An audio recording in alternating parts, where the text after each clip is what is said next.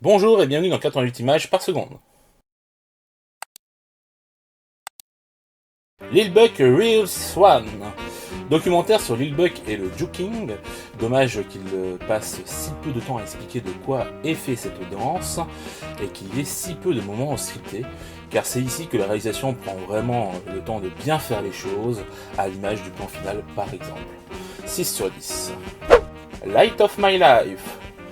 Film survivaliste et post-apo, très esthétique avec une belle photo, une bonne réalisation, une tension omniprésente, une bonne direction d'acteur. Ce long métrage n'invente pourtant rien, on a déjà vu ça ailleurs, même s'il faut reconnaître qu'ici c'est bien fait. Si vous avez aimé les films comme La Route, Les Fils de l'Homme ou bien encore Leave No Trace, ça devrait vous plaire, donc allez-y, 7 sur 10. Gunjan Saxena. Biopic sur la première femme pilote de l'armée de l'air en Inde. On constate que c'est partout la même chose lorsque les femmes accèdent à un poste qui leur était interdit jusque-là. C'est bien fait, bien rythmé, on est plongé dans ce récit initiatique aux sonorités indiennes. C'est à découvrir sur Netflix, 7 sur 10. Voir le jour. Un long métrage intéressant se penchant sur la vie d'une auxiliaire travaillant dans une maternité. On voit le quotidien des infirmières qui est si difficile et on apprend en même temps que sa fille à connaître son passé lorsqu'elle était chanteuse dans un groupe de rock, une tranche de vie joliment mise en scène par une réalisatrice qui a de grandes ambitions, ça se sent, au vu de certains plans, 6 sur 10. Magic Camp. Un film qui plaira aux petits et aux grands. C'est très bien fait, très efficace, même si c'est assez simple, on va pas se le gâcher. Les personnages sont attachants, les tours de magie plutôt fun.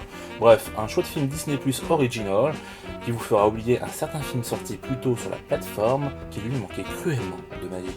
7 sur 10. Project Power. Un scénario simple et efficace, avec un rythme assez soutenu tout le long du film, un casting qui tient la route, un bon film d'action, même si la réalisation ne prend pas de risques.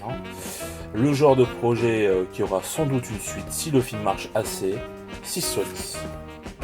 Qui a peur des monstres? Un film d'animation pour toute la famille qui plaira aux petits et aux grands, mêlant science-fiction, jeux vidéo, quête initiatique et romance, tout un programme. À ne pas rater justement. Côté animation, c'est assez sobre et minimaliste, ainsi qu'assez inégal selon de quoi il s'agit, personnages, décors, vêtements, etc. Bref, à voir, 6 sur 10. Gulugu Gokil, une comédie indonésienne avec un soupçon de romance, c'est très sympathique, on s'attache vite au personnage.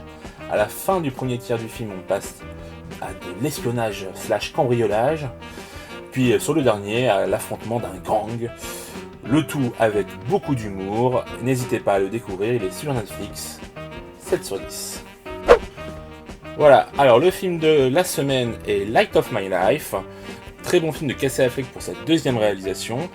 N'hésitez pas à aller le voir en salle, parce que même si, comme je l'ai dit, on a déjà vu plus ou moins ce genre de thématique au cinéma, là c'est très bien fait, c'est très esthétique, très beau, vous passerez à coup sûr un très bon moment, donc n'hésitez pas, allez-y.